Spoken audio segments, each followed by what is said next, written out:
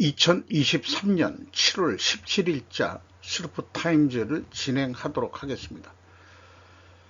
생존 우선순위와 기업 및 국가의 이익을 주요 테마로 하고 있습니다. 그리고 생존 가능 여부에 따라 의사결정이 합리적이었음이 입증된다고 믿습니다.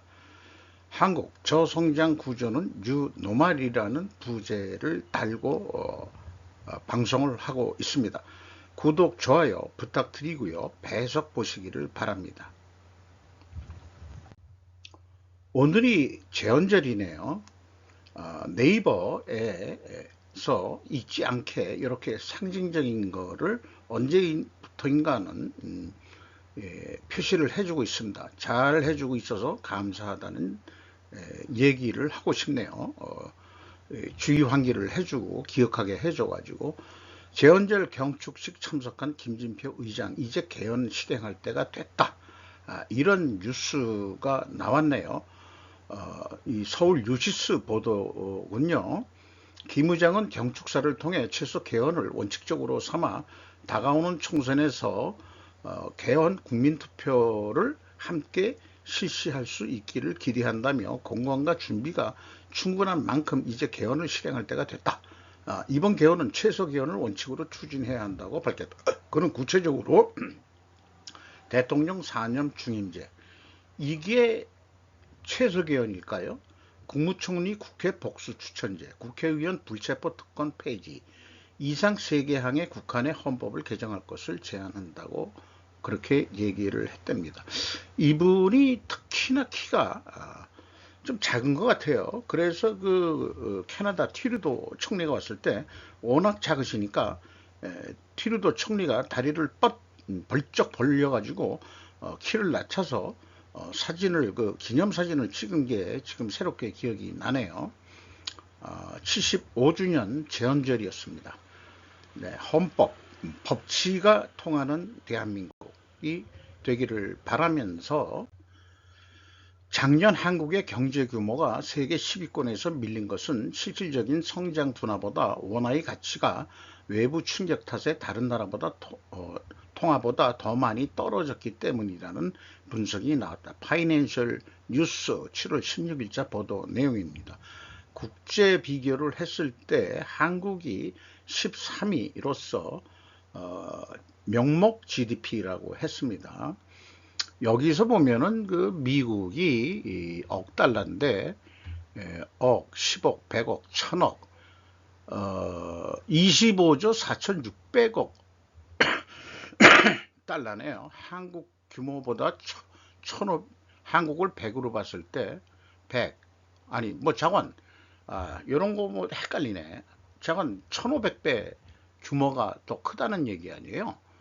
중국이 1000배, 일본이 253배, 100으로 그냥 나누면은 2.5배, 이렇게 15배, 10배, 이렇게 이해를 해야 될 것 같습니다. 그죠? 우리를 100으로 봤을 때니까, 그러니까 미국의 규모는 15배, 중국이 10배, 그 다음에 일본이 2.5배, 그 다음엔 나머지 도토리 키재기 같은데, 근데 이게 이렇게 올라가기가 참 이 억, 10억, 100억, 200억 달러 하기가 그렇게 어려운가요? 정말 그런 느낌이 듭니다. 저출산 고령화 등에 따라 향후 본격화될 진짜 구조적인 저성장이라고 한국은행 이청재가 지적했습니다. 이게 제주도 포럼에서 나온 얘기를 별도로 분야별로 각각들 보도하는 사례들이 좀 있어요. 상당히 한국은행 총재가 포괄적으로 여러 가지를 얘기했는데 그걸 다 다루질 못하니까 언론사별로 자기네들이 선호한 것을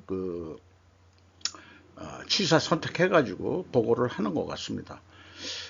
우리나라가 고령화 저출산 등 구조조정을 미뤘기 때문에 구조조정이라는 게 분야가 또 그러니까 구조조정이라는 게 도대체 뭐냐, 이게 이제 저는 그게 좀 궁금합니다만은 경쟁력이 많이 둔화됐고 이를 고려하면 한국 성장률이 낮아지게 되면 불가피하게 경제 순위도 낮아지지 않겠나 라면서 그게 더 구조적으로 큰 문제라고 우려했다. 그래서 한국의 성장 동력과 관련해 구조조정이 필요하다 이렇게 얘기를 했다는 거예요. 어떻게 바꿔야 되느냐라는 질문에 구조조정이 우리나라 미래를 결정할 것이라고 밝혔다. 너무 좀 추상적이긴 해요. 특히 고령화와 관련해 일본의 전철을 따르지 말자고 촉구했다. 그래서 제 질문이 그거죠. 구체적으로 구조조정이 무엇을 뜻합니까? 라고 묻고 싶어요. 여기에서는 그 고령화 저출산을 구조조정으로 하는 거냐? 그래서 이게 이제 제가 즐겨서 표현하는 건데, 이 저출산과 고령화가 이제 양극단으로 이렇게 몰려 가지고 이렇게 말하자면 바벨 엮기 식으로 제가 이렇게 하는데, 이것이 이제 뉴노멀이다 이거죠. 또 다르게 얘기해서는 이런 그 표현은 폭염, 폭우 이거에도 제가 좀 써먹긴 합니다. 그리고 디커플링과 디리스킹에도 좀 써먹고 있고요. 뉴노멀에서 어떻게 경제를 다시 일으킬 수 있겠느냐, 저성장에서 빠져나올 수 있겠느냐, 이게 이제 우리의 관심사가 되겠죠. 그런 의미에서 그 유명 그 유튜버 슈카월드의 내용을 오늘은 좀 자세하게 좀 얘기를 해봐야 될 것 같습니다. 참고 자료보다도. 안정을 찾는 대한민국 6월 소비자 물가 상승률 2.7%밖에 안 올랐다. 그리고 금융위원회 6분 모두 3.75%를 가져갈 가능성을 열어놔야 한다고 말씀하셨다. 요거 금리 얘기입니다. 현재 3.5%에서 0.25%도 인상해야 될지 모르겠다.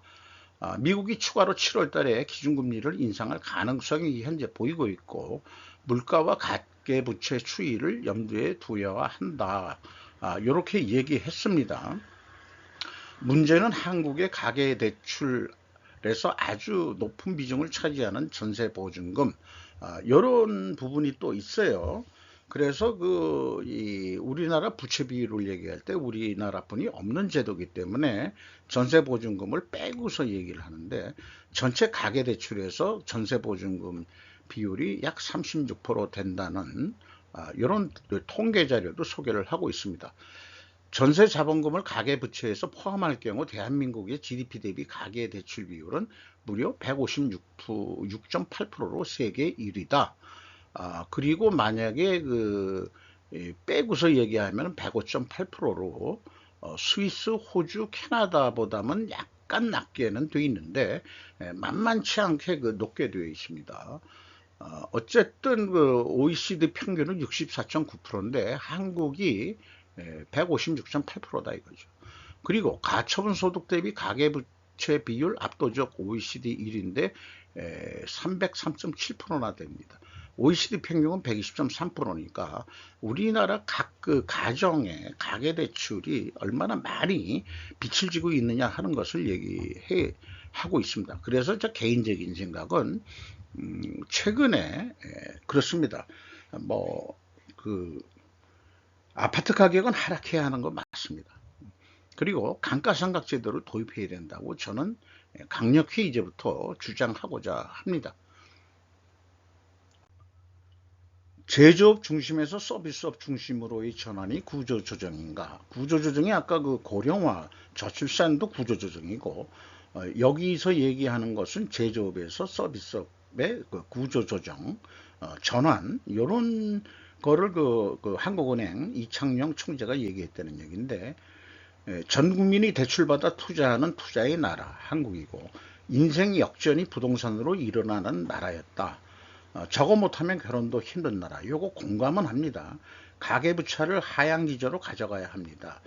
어떻게 해서든 돈을 벌어가지고 부채를 갚아나가야 되겠죠. 옛날에는 부동산 가격을 터서 그것을 매각을 하고 자기는 조금 더 작은 집으로 이사해서 그 차액으로 빚을 갚고 자기는 그래도 나름대로의 집을 확보할 수 있었던 그런 시절이 있었죠. 아직 그런 시절의 이 경험을 우리는 잊지 못하고 있는 겁니다.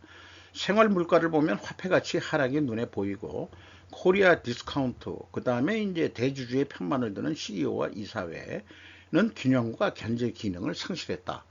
이 방송 그 유튜브 저기 그 슈카월드는 여기에서 상당히 감정이 그 격화돼 가지고 우리나라 그 이사회와 CEO 이익 배당을 좀 안 한다는 얘기죠.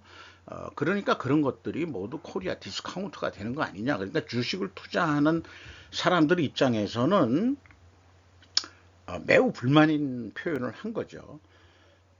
그래서 그 여기 그 위에 그 소제목으로 뽑은 대로 제조업 중심에서 서비스업 중심으로의 전환이 절실하다. 한국의 대중국 수출이 감소하는 것은 미중 갈등 때문이 아닌 기업 경쟁력 약화의 원인이 있다고 이 총재는 얘기를 했답니다. 제 생각에는 미중 갈등도 원인 중에 들어갑니다. 그래서 우리나라가 서비스업이 상당히 그 제조업보다도 범위가 넓은데 이런 쪽에서 그 말하자면은 이 경제 발전이 이루어져야 되지 않겠냐 이런 얘기예요. 뭐 저도 그 공감은 합니다. 그래도에도 불구하고 저는 제조업의 그 가치를 기승전 제조업이라고 저는 믿고 있기 때문에 기초가 되어야 된다. 베이직을 깔고서 얘기해야지 제조업 산업의 기초 없이 서비스업은 사상 누각이라고 저는 그렇게 보고 있습니다. 우리의 그 폐쇄적인 인력 시장도 문제다 이렇게 또 얘기를 하고 근데 부동산업도 서비스업인데 우리도 왕창 투자 중이긴 한데 그러니까 우리나라도 만약 부동산 경기가 팍싹 이 버블이 붕괴돼 버리면은 우리나라 경제도 디프레이션 경제로 분명히 돌아설 거예요. 근데 사실 우리가 한번 디프레이션 경제를 경험을 해봐야 된다고 저는 개인적으로 생각합니다. 저도 이제까지 살아오는데 경제란 것은 이제까지 인플레이션만 우리나라에서는 이루어졌다는 게 문제고 일본은 30년 동안 디프레이션이니까 그게 정상인 줄 알고 우리는 인플레이션이 노말인 줄 알고 사는 거죠. 그게 인식에 큰 차이가 발생하고 어떤 그 상황, 경제 상황에 대처하는 마인드가 서로들 틀려지는 것 같습니다.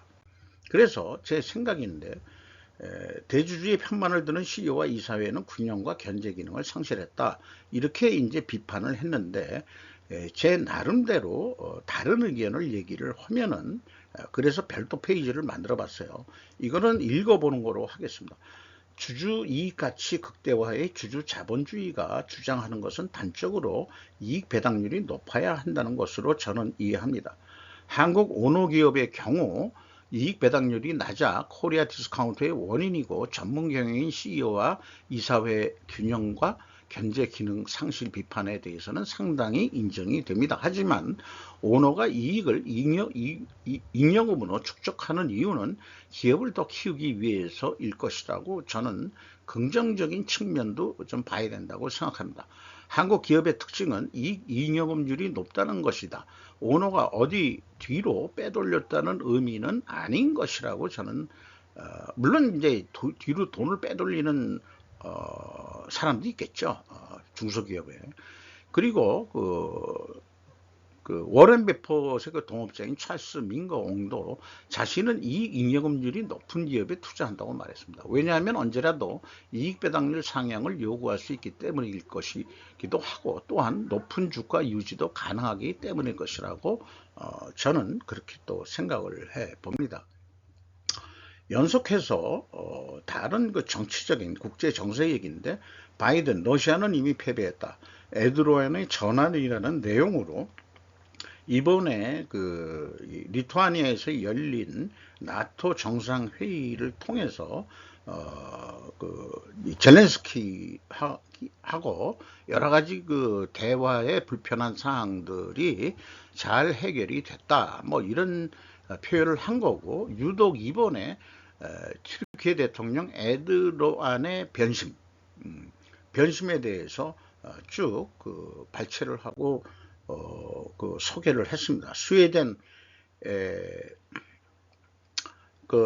가입하는 것, 나토에 가입하는 거 튀르키예가 오케이 하면서 됐고 사실은 그 튀르키예는 나토 가입보다도 EU에 자기네들도 가입하기를 원하는데 스웨덴이 나토에 들어가는 것을 튀르키예가 오케이 했기 때문에 반대로 EU의 경제 공동체에 들어가는 거 찬성한다고 제일 먼저 스웨덴이 이제 기브앤 테이크를 했습니다. 그리고 이제 미국은 튀르키예에 이게 지금 변심을 하니까 F-16 전투기 이전을 추진하겠다, 아니 팔아먹겠다는 뜻이겠죠.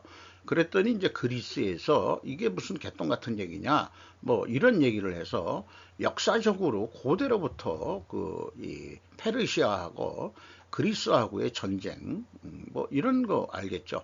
의외로 그리스 그 국경이 터키 이 반도 섬들에도 꾸준히 이렇게 그리스가 많이 차지하고 있군요. 봐서는 이 정도까지는 튀르키예여야 될 것 같은데 현실은 이렇게 되어 있다는 얘기네요. 그래서 3선에 성공했죠. 그래가지고 지금 재무장관과 중앙은행 총재를 임명했는데 평소 금리 인상을 요구했죠. 에르도안이 그 대통령 되기 전에는 금리를 안 올린다 했는데 신임 재무장관으로는 메릴리치 출신의 심세크를 임명했고, 신임 중앙은행 총재로 골드만삭스 출신의 에르칸을 임명했다. 좌가 이건가요? 에르칸이 남자 이름이, 이게 좌측, 글쎄 우측, 이게 좌측, 뭐 누군지는 모르겠지만 어쨌든. 그리고 또 하나, 갑자기 금리를 6.5% 인상했다. 이거 우리나라나 미국 같아서는 이거 대단한 건데 이걸 갑자기 어떻게 6.5%를 올릴 수 있는 거죠? 쇼, 우프라, 슈퍼, 맥스, 라지, 스텝, 이름도 참 길게 붙였네요. 650bp 인상이라는 게. 그리고 또 경제가 돌아갈까 걱정입니다만은 경제적 기대감으로 외국인 자금이 튀르키예 시장에 몰리고 있다. 금리가 이제 올라갔으니까. 그리고 이제 에르도안의 그 변심의 원인은 경제적 필요성과 EU 가입이라고 얘기했는데, 아까 얘기한 대로 스웨덴이 튀르키예 유입 가입 지지한다고 그러고, 뭐 이러한 그 태세 전환들이 일어났는데 비슷한 상황의 나라가 하나 더 있으니 하고서 비유한 게 이제 중국인데, 중국은 아닌 것 같더라. 거꾸로 더 뿔을 내더라. 왜냐, 나토 회의는 나토 회의로 끝나지 왜 한국, 호주, 일본, 뉴질랜드 같은 나라는 왜 초대해가지고 니들의 영역을 넓히려고 하는 거냐라고 중국에서는 엄청 그 비판을 한 거죠. 그런데 이거를 뉴스를 정리한 것을 해서 제가 생각해 보기는 에르도안의 장기 집권 성공은 아마도 글로벌 금융 세력의 지원 아니었을까 라는 상상을 해봅니다. 추정은 아니에요. 추정이란 게 뭐가 근거가 제가 확인을 되고서 추론이나 추정이라는 용어를 쓰는데, 이것은 그냥 상상이라고 얘기를 하겠습니다. 왜냐, 그럼에도 불구하고 근거는 이게 전부 다 그 글로벌 금융 세력들 출신들이 재무장관하고 중앙은행 총재를 한다고 그러면은 뭔가 이게 신세를 진 게 있으니까 이 사람들을 임명한 거 아니겠느냐. 저는 그렇게 생각하는 바입니다. 국무조정실 오송 지하차도 사망사고 감찰 착수, 조선비즈 김문관 기자, 내 편집국 경제정책부 정치팀장이 임명을 했다. 그만큼 중요한 사항이다. 경제정책부의 정치팀장이 직접 보도를 했다. 이런 얘기인데, 원인 규명 후 징계, 고발, 수사 의뢰, 제도 개선 등 필요한 모든 조치를 취하기로 했다. 이런 얘기고요. 이런 오송구 지하차도에 대해서 이게 이제 결국은 인재 성격 아니겠느냐. 아무리 그 미호강 그 뚝이 터졌다 하더라도 그게 자연적으로 터진 건지 어떤 건지 자관 그 원인 규명이라는 게 과학적으로 잘 돼야 될 것입니다. 그런데 BBC 뉴스에서는 이런 표현이 있어요. 이 재난들은 윤석열 대통령이 기후변화로 인해 발생하는 극단적인 날씨에 어떻게 대처하는지 검토해야 한다는 요구를 촉발시켰습니다. 라고 BBC 뉴스에서 오늘 보도를 했습니다. 요것은 그 지하차도에 물이 지금 어느 정도 빠져 있는 상태에서 119 부대원들까지도 부족하니까 궁평 이하 지하 차도자 특전사 13특수 임무여단 요원들이 수색 작업을 펼치고 있다. 근데 이제 이거하고 연결된 얘기인지 모르지만은 이 동원된 그 군인들이 꼭 그 특전사 요원들만이 아니고 군인들이 가서 그 봉사를 하는데 식당에서 뭘 먹는데 어떤 그 중년 남자가 군인들의 식사를 자기가 다 지불을 했다 하는 그 좋은 그런 또 선행 기사가 또 나왔습니다. 그것은 뭐 인용을 안 했습니다만은 그래서 윤석열 대통령한테 어떤 극한 날씨에 대한 대책이 필요하지 않느냐 이런 건데 제가 현재까지 그 인생을 살아오고서 배운 경험의 의견을 얘기하자면은 디리스킹이 우선의 답이다라고 저는 생각해 보고요. 폭염과 폭우가 양극단에서 일어나고 있는데 이것이 뉴노멀이고 정상적인 상태로 봐야 된다. 이런 얘기 아니겠어요? 그래서 제 생각은 뭐 배운 거 이상을 더 뛰어넘지는 못하는데 리스크 매니지멘트를 도입해야 된다. 리스크 리스트는 정상 비정상 분류를 하고 여기에다가 극단 익스트림 상태를 추가해 가지고 우리 인간이 생각할 수 있는 한국에서 생각할 수 있는 경험과 예상할 수 있는 극단치를 상정해서 관리를 해야 되겠다. 그러면은 이런 상황태가 일어났을 때 우리가 피해를 줄이기 위해서는 관리의 한 방법은 충분한 시나리오 연습을 해야 된다. 이런 얘기를 말씀드릴 수 있겠고요. 과거 우리는 화생방 훈련도 했었던 기억이 있습니다. 극단이 뉴노멀이 되었으므로 우리는 이제 극단 상황에 맞는 시나리오 훈련과 연습을 몸에 배게 해야 한다. 우선 공무원부터 훈련을 강화해야 되지 않겠느냐 이런 생각이고요. 복지부동하는 공무원들을 이제는 필요가치, 존재가치를 못 느끼겠다. 이 소방서의 존재가치는 평상 군인도 마찬가지지만은 극단의 경우 군인은 전쟁이 일어났을 때를 필요로 해서 언제 일어날지 모르지만 언젠가는 일어나는 게 전쟁이니까 그때까지는 펑펑 놀더라도 뭘 합니까? 계속 끊임없는 훈련을 하죠. 그 공무원은 왜 그거를 안 하느냐 이 말입니다.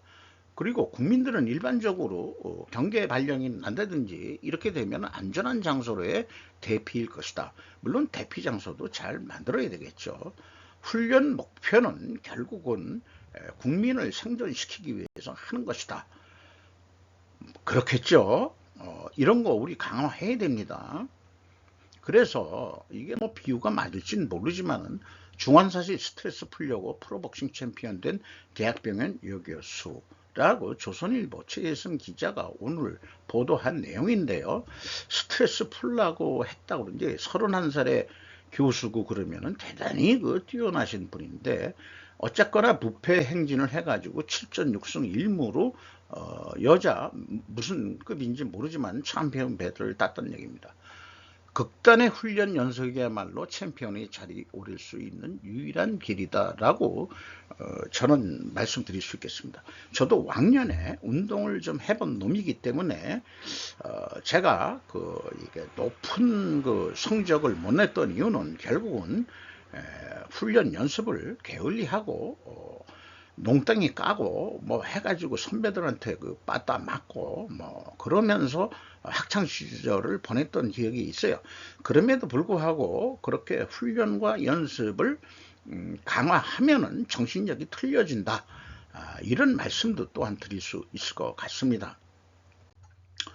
러시아 리스크와 중국 리스크 괴짜 너무 최근의 사례가 증명하기라고 현대비즈 기고자 이름은 제가 깜빡하고 안 넣습니다. 지금 일본을 둘러싼 상황은 극적으로 호전되고 있다. 이 천재유일의 기여를 어떻게 살릴 것이냐. 지금 일본은 매우 흥분된 상태로 현재 돌아가는 상황이 일본이 다시 한번 영광이요 할 수 있는 기회가 이제 왔다라고 생각을 하고 있습니다. 신냉전의 승자가 되는 것은 일본이라는 책을 쓴 그 책의 내용을 일부 발췌했다는 얘기예요. 식냉전 시대의 키워드 경제안전 보장과 프렌드 쇼어링 해설이다 얘기를 하고 우크라이나 전쟁과 자원 문제로 해서 여러 가지 문제를 쭉 얘기했지만은 어쨌든 러시아에서 많은 기업들이 철수하고 있다는 얘기 그 다음에 이제 이 천연가스에서도 철수한다는 얘기, 이런 얘기하고, 일용품까지는 아직 규제 대상은 아니지만 그래도 눈치를 볼 수밖에 없다, 그런 얘기를 하고 있고요.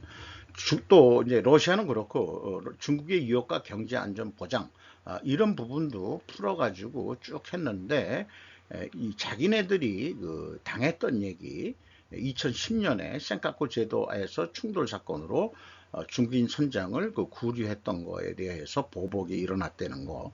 그 다음에 이제 2016년에는 한국의 사드 배치 때문에 보복이 일어났다는 거.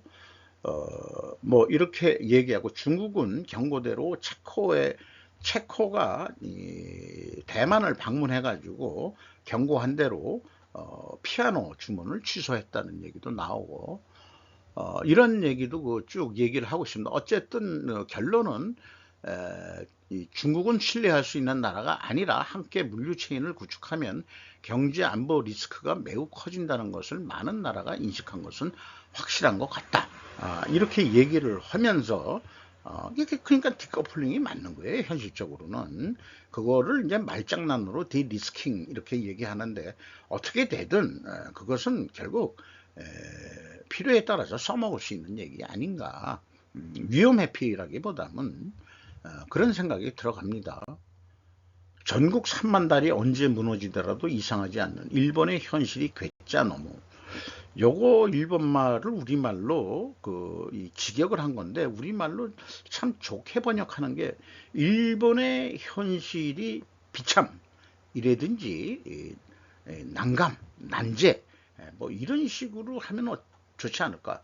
그래서 도시로 이사를 생각하는 것이 좋은 이유, 이런 식으로 해서 요거는 어떻게 다리가 무너지면서 트레일러가 걸쳐 있는 이런 상징적인 상황을 했는데, 지금 그 인프라 시설을 유지보수 공사하는 돈이 지방자치 단체에 돈이 없다, 이런 얘기예요. 왜냐, 인구가 줄고 세금도 안 거치고 등등, 이게 현실이기 때문에 이거 어떡할 거냐 이게요.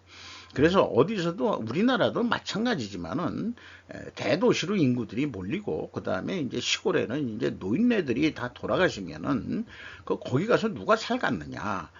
그러니까 이 간접시설, 도로, 이런 것들이 이제 식물들이 유지보수 안 되고 차까지 안 다니게 되면은 식물들이 다시 점령을 할 거 아니냐, 방치를 하면은.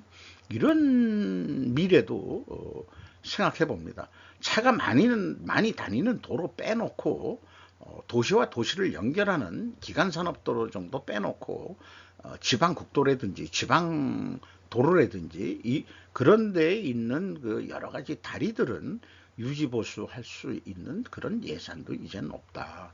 그리고 이제 그 초고령화가 더 심해지니까 사회보장비의 압력에 허덕이기 때문에 인프라에 투자할 돈이 별로 없다 하는 게 현실이고, 요게 조만간 우리나라에 닥칠 일을 미리 내일 뉴스같이 해주는 것 같습니다. 안전한 도시로 이사하는 것이 오히려 낫지 않겠느냐. 나이를 먹더라도 사람이 몇 살이라도 새로운 생활에 익숙해질 수 있다. 거기서 정들면 고향 아니겠느냐. 이런 식으로 얘기를 하고 있습니다. 많이 공감 가는 얘기입니다. 저는 누군가 전원생활 해가지고 텃밭에서 무슨 뭐 채소를 해가지고 그렇게 살고 싶어. 그래, 당신만 그렇게 혼자가 가서 살아봐. 나는 절대 도시를 안 떠날 거야. 왜? 움직이면은 뭐 사 먹을 거 많죠. 그 다음에 이제 병원도 가깝지. 뭐 이런 등등을 생각해봐라. 그러면은 그 시간이 문제인데, 사건 사고가 발생됐을 때 응급차가 다니더라도 도시 속에서 삐뽀삐뽀 하고 가야 생명을 건질 수도 있는, 뭐 자건 어쨌든 여러 가지 그 사례가 있겠지만은, 도시로 인구가 몰리는 게 물리적인 상황에서도, 물리적인 법칙에 의해서도 돈이 많은 곳에 인구는 모이게 돼 있다, 이런 게 현실인 거죠. 그래서 뭐 지방 균형 발전 우는, 뭐 말로는 다 그랬지만 이게 다 정치적인 노름이었던 거지. 그래서 우리나라 국회의원 수도 줄여야 된다는 얘기예요. 인구가 적은 데서 뭐 거기서 미쳤다고 거기서 국회의원을 뽑아가지고 국민의 대표라고 얘기할 수 있는 거냐. 오히려 서울 같은 데서 이 경기도 서울 포함해서 경기도 일원이 인구의 반을 산다면은 국회의원 반은 거기서 나와야 그게 맞는 얘기 아니냐 이게요. 그런데 전국 뭐 해가지고 뭐 전라도 가라, 경상도 가라, 충청도 가라 해서 거기에서 무슨 국회의원이 나오고 비례대표하고 난리법석들을 치고 있는데, 인구 비례로 가자. 인구 비례로 국회의원 수 만들자. 그러니까 지역 테리토리로 하지 말고 인구 비례로 하자. 이렇게 얘기를 해야 된다고 저는 믿습니다. 자, 요게 이제 에바라라고 옛날 회사 다닐 때 많이 들어봤어요. 그래서 일본 진공펌프의 그 대명사인데, 우리나라 진공펌프면은 그냥 에바라입니다. 그래서 뭐 효성 에바라라고 또 있었는데, 지금 효성 에바라가 얼마나 되는지는 모르겠습니다만은 이게 오버홀 공장, 그러니까 이제 그 그러니까 전체 그 해체해가지고 다시 조립해서 수명 연장해주는 그런 얘기인데, 이거를 우리나라의 그 이 반도체 최대 증산 투자를 위해서 상정했다 이렇게 얘기하고요. 제2의 그 이 진공 펌프 오버홀 공장을 가동한다. 두 번째 오버홀 공장을 어디냐 그러면은 뭐 용인 쪽에다가 또 투자를 한다. 고객의 거점 근처에서 오버홀 공장을 가동하고 수요 증가 시에 곧바로 대응할 수 있도록 한다. 자, 일본이 한국에 또 투자한다. 그러니까 옛날부터 많이 투자했어요. 먼먼코리아 해가지고. 에바라는 아시아와 일본에서 오버홀의 능력을 확충하고 있다. 6월에는 말레이시아 페낭주에서 오버홀을 다루는 현지 법인의 사업을 시작. 이곳에는 세계 반도체 대기업이 진출했으나 그동안 보수 사업은 허술했다라고 얘기를 하고 있고요. 진공펌프 사진을 봤는데 이렇게 돼 있어요. 제가 그냥 그 선입감으로 생각하는 거는 이 펌프란 게 이렇게 생긴 게 아닌데, 진공펌프란 것은 또 뭐 이렇게 되어 있는 모양입니다. 오버홀이라는 개념이 제품을 완전히 분해해서 세척, 수정, 뭐 조금 더 가공할 거 있으면 가공하고, 또 덧붙일 게 있으면 덧붙이게 하고, 조립하고 시험하고 새 것처럼 성능을 회복하는 것을 말한다. 이런 얘기가 되겠네요. 요거 마지막 쉬어가는 페이지, 남녀 뭐 사랑 얘기인데 괜찮아요. 전 비 맞는 걸 좋아해요. 너만 그러냐? 나도 비 맞는 거 좋아한다. 자, 17일자 스루프 타임즈를 마치도록 하겠습니다.